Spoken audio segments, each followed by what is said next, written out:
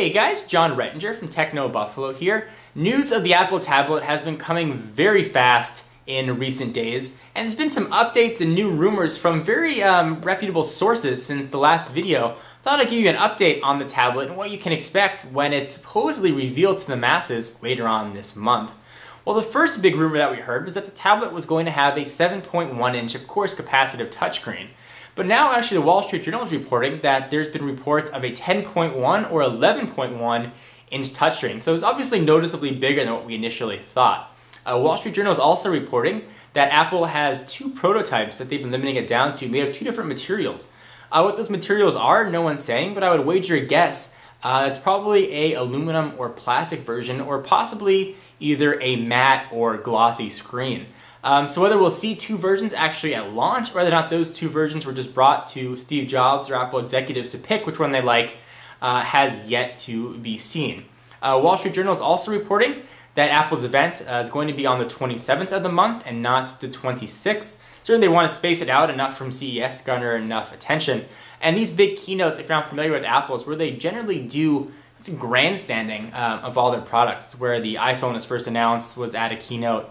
And they really make it a big spectacle and a media spectacle. So I would definitely expect at the end of this month that we will finally see the famed Apple tablet. And again, Wall Street Journal is saying it'll probably just be shown for a supposed March release. Some interesting things about the tablet and the news that are coming out. I'd expect this to be a device that does a few things very well.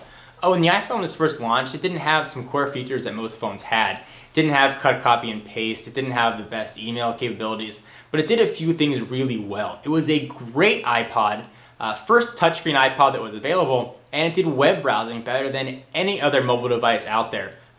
Tablet, phone, anything short of a computer really was a breakthrough device, and people, me included, were able to sort of look past some of the omission flaws because the iPhone did a few things so well, and I expect that sort of same business mantra to carry over to the tablet, which supposedly is going to be called again the iSlate, or possibly even the iGuide. I think we're going to see a tablet that is used for sort of new media.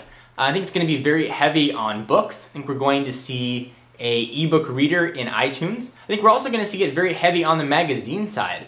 Certainly magazine subscriptions could use a sort of a jolt in the leg to sort of boost magazines' appeal overall, since things have gone online. Physical print has been on a decline. I think that this new iSlate or Mac tablet, whatever they call it, could be the device that sort of brings magazines back. Can you imagine sort of sitting on the couch, flipping through your magazine pages? Could be quite nice, and while you're sitting there, same device, check your email, you got email coming in, or you can go right to your favorite website using what I assume would be a very good browser. The one information we don't have about is whether or not it's going to be a modified version of OS X or a modified version of the iPhone operating system, which is in its own right a modified version of OS X. I would expect we're probably going to see a full functioning operating system. There's also been some talk about sort of mobile broadband, a 3G service. If that does come to fruition, certainly AT&T would make sense, especially in the US, given their relationship with AT&T here with the iPhone. But there's also been talk about possibly Verizon. I would assume that Apple wants to keep production costs down, and putting a GSM, which is a technology that AT&T uses, the one that sort of uses a SIM card, into the tablet would make more sense because it'd be a little bit more global. GSM is the technology used really around the world, so if you're in the UK, you could pop in an O2 SIM card or a SIM card they use to make it work. They don't have to make another CDMA technology or CDMA tablet like they would need if they were to use it for Verizon service or Sprint's even in the US. Also, last week's big report is pricing. Initial rumors came in that the thing was going to be around $700, but again, reports are coming in this is going to be about a $1,000 device, so a very expensive proposition for those of you that are looking to get into the tablet world. From a thinness standpoint, I expect it to be probably as thin as an iPhone. Certainly you can slow it right in a bag and hopefully you don't crack that big old 10 or 11 inch screen. But I think it'll definitely be a svelte device, and certainly it'll look nice. Whether you like Apple or don't like Apple, they have some really good design chops. I think we're going to see a really good looking device. May not have any physical buttons, who knows. As far as keyboard input, really nothing new has come up since the last video. There's been talk of obviously a haptic feedback, a virtual keyboard, or even a keyboard that sort of morphs to your typing. So buttons will actually rise up out of the screen to give you a little feel of little nubbins as you're typing. But again, this is all just speculation.